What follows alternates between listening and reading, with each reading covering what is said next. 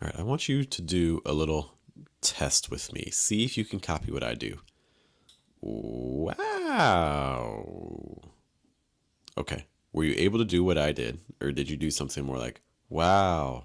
Or maybe you did, wow. Or maybe you did, wow. But that's not exactly the same thing, right? Because it's what I did was I started low, right? Ooh, then we took it really high. It's like, what? And then we brought it down, right? Ooh. So what ends up happening is we get a pretty wide range there. So the question is, are you able to do that? And if you're not able to do that, then what half of that tends to be the most difficult? Because one of the things I've seen with students is when we practice.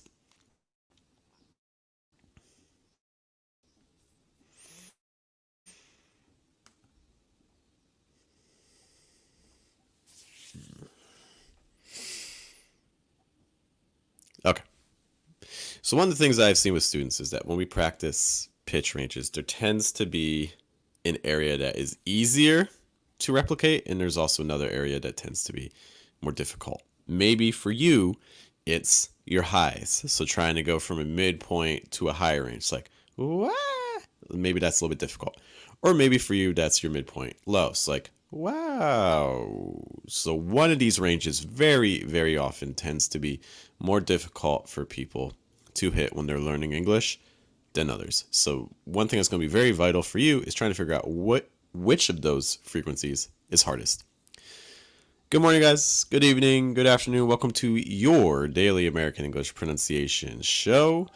Wake up, American. We're here Monday through Friday, typically around 8 a.m. New York, to make sure that you can get in your 5 to 10 minutes of pronunciation practice in for today, because that is what it takes. If we are being honest, it takes showing up for yourself every single day of the week for a little bit of time, and we are here to help you with that process. By we, I mean me. Hello, my name is Jeff. It rhymes with breath, which is one of the 4 keys to a natural sound, including placement, pitch, breath, trying to weaken your consonant sounds and strengthen your vowel sounds. And today we're talking again, once more, about pitch. It's an important topic. It's one that I hope you're spending some time on. We are not alone today. We got Emmanuel in the house. Hello, Emmanuel.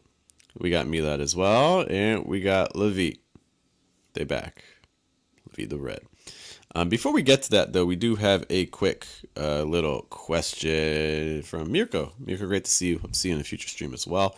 They ask, is it possible to speak 100% in American English being born in another country? Have you ever met someone like this? I think this is, there's a lot of kind of generalities to this question, so it's hard to know all the specifics that we're discussing here. Is it possible to speak 100% American English being born in another country? Like, are we talking about... Let me do this. I'm going to level some assumptions onto your question. And if I steer it in a direction you didn't want to go, let me know. Because right now it's just very, very open. Are we talking about maybe an adult? Hello to Berta as well. Great to see you, Berta. So I imagine this is asking about an adult who was born in another country moving to the US to speak 100% American. Another thing that makes this really difficult too is that we all have our native languages, but in theory native language is a concept that doesn't really, like, native speakers don't really exist because everyone talks in their own unique ways, even in your first language. The way I speak in American English is a little bit different than how other people speak in American English, even for people from my town, from my city, and things like that. Now there are some like generalities that go across the board, but the term native speaker is really, really general and it doesn't really exist, in my opinion. So the way I interpret this as well, so let's imagine you have an adult that moves to the US. I think what we're asking is, are they able to take on enough nuances of the language that other people from that country assume that they all come from the same place? Is that fair? So like I'm not from the US. I come to the US, I talk in the US, and people think I'm also from the US. Is that kind of what we're asking? Um, I mean, I think I'm a lot more optimistic than a lot of people. I think it's possible. I think especially if you are really serious about it, then I think you need to spend time dedicating yourself to pronunciation. I think you need to you need to spend time dedicated to avoiding using your first language as much as possible, because every time you use your first language, your mind relaxes. And when your mind relaxes, you can revert a lot of the progress that you make in a second language. I'm not saying, like, I know people come to the US and they have families and they have their own communities and things like that, which is cool. If pronunciation is your goal, that is going to make your goal a little bit more challenging, because every time you speak that second language is it's you revert back.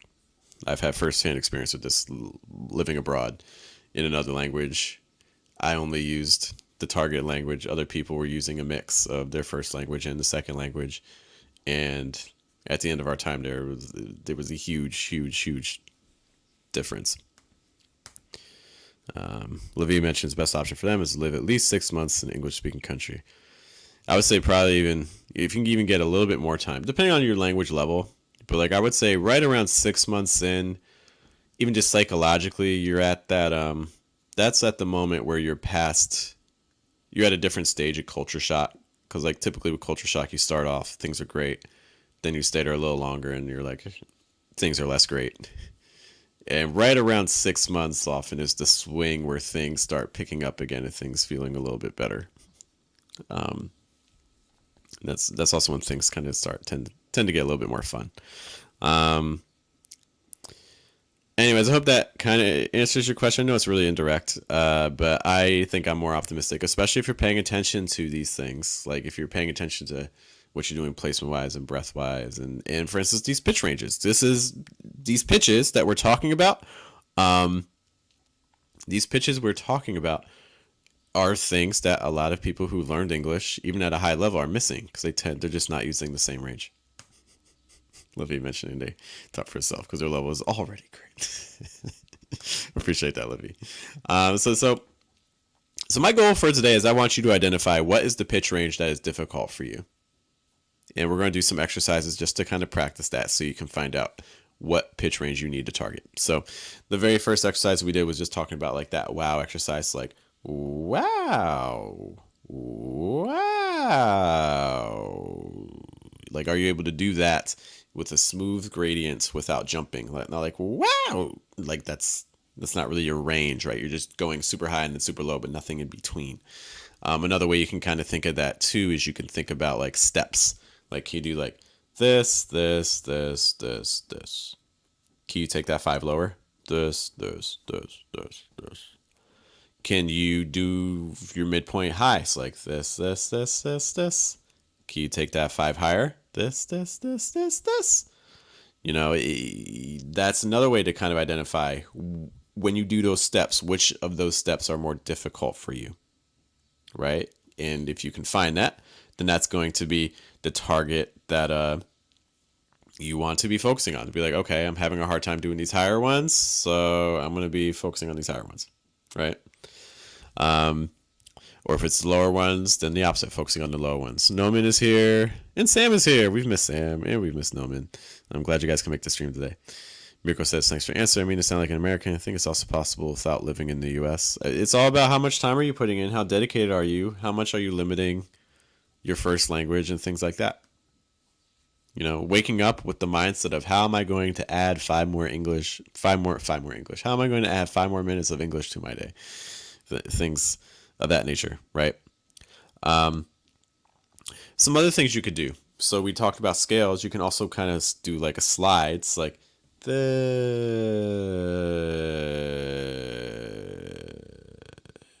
You can also try doing the opposite. Maybe you have a hard time going up.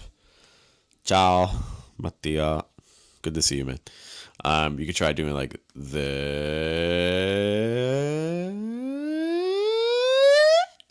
Try doing that as well. Try to identify what that pitch range is. One of the things we talked about before as well is lip flaps. Lip flaps can be good to identify places where your placement goes high or pitch ranges that tend to be a little bit more difficult. So, for instance, if you do like, that's a lip roll. Kids do that all the time, right? But then a lot of people lose that ability. I feel like in the U.S. usually people don't. But a lot of people coming into American English have a hard time doing that.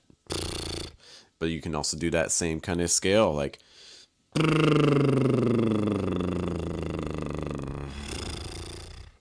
you can do the opposite, right? That can kind of tell you where are there ranges again that tend to be more difficult. Because if it tends to be more difficult, what's going to happen is you'll do like, and then it gets like stuck. And where you get stuck or things get tight, that could be a sign that, oh, this is the area where I need to work on my placement or my pitch. A couple quick questions came in that I do want to get to. Livy asks, when you talk, Jeff, are you always holding your abs tight? I wouldn't say, it's not like an ab workout, but I think, if I pay attention to it, I think I can feel, some slight tension in my abs, to make sure you're engaging your diaphragm.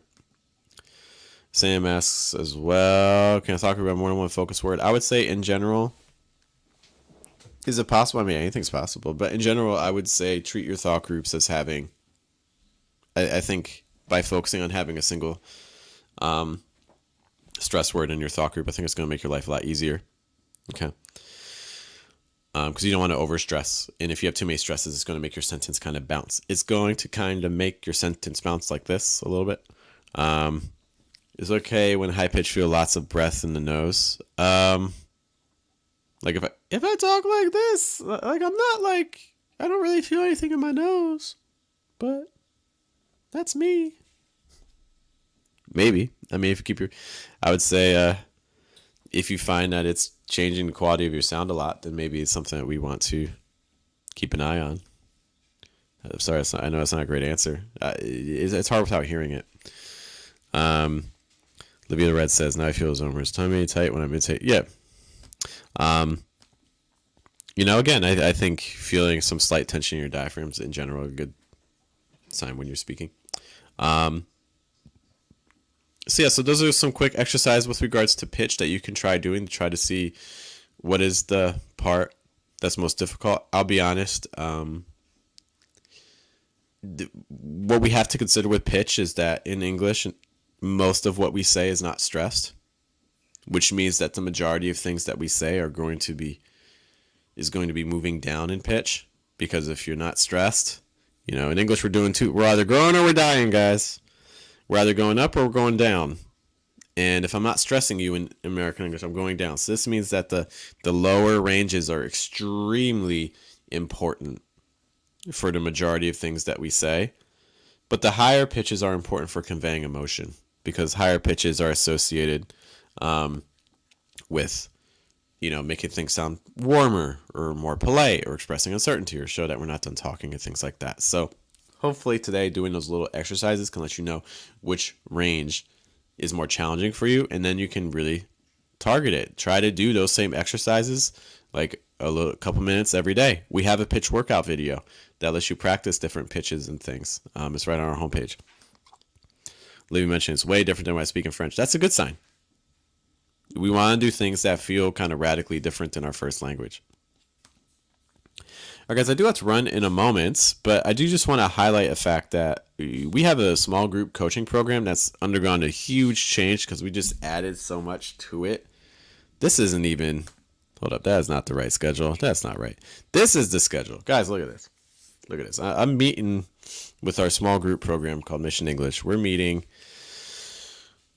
today's Wednesday. I'm just going to use today as an example. So we're meeting at 9:30 a.m. New York. We're meeting at 10 a.m. New York. We're meeting at 1:30 p.m. New York for one-on-one sessions, and then we're also meeting at 7:30 p.m. And we're doing this, multiple days. This is what our group coaching program is all about. It'd be cool to have you be part of it, so I could hear you. I could guide you every single day. I can give you audio files so that way you know what you sound like and what I sound like. You can hear the differences, and I can tell you what to focus on. So that way you can know, okay, this aspect of my placement is not sounding natural. I'm having a hard time with this consonant sound. Oh, these are the exercises that I can do to make significant changes in my approach to speaking American English. One last thing I'll say is that you may have seen below this video, kind of down here, there's a button that says like join if you're on YouTube. And you might be like, what? Why would I join a YouTube channel? Well, if you want to be able to watch the classes and interact with us on the chat without appearing on screen, but you want to kind of get an idea, pressing all the wrong buttons today. If you want to get, you want the content, but you don't want to be on screen for whatever reason, or maybe the cost is an issue. Okay. Well, then the cheapest way to get access to all this is to become a YouTube channel member, because then you can see all those classes with us and interact with us in the chat. So you can get all that same information and continue to practice. That's why we have the YouTube channel members. It's a way to get into that program at some lower stakes. So just to let you know about that. All right.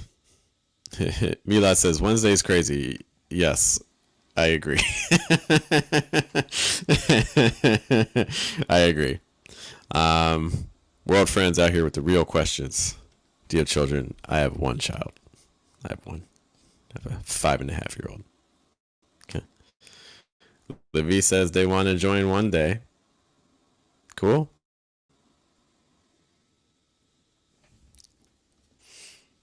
Livy says they'll join one day later this year, maybe. Okay. Please do. I will say too that right now, because we just made the changes, we have an introductory price. So right now, Mission English is $40 a month, and that price is probably going to go up in July. Just a note, okay? Because this is a lot. this is a lot. Anyways, guys, I do have to run, but hey, thanks for spending part of your day with me. There's a million pronunciation resources out there. Try those exercises with pitch. Let me know in the comments which range is more difficult for you. Is it the highs? Is it the lows? Is it both of them? Are you able to match what I do, or is something more difficult? Keep me posted. I'll see you all later. Hope you have a good day. Have a good night. Have a good afternoon. Take care.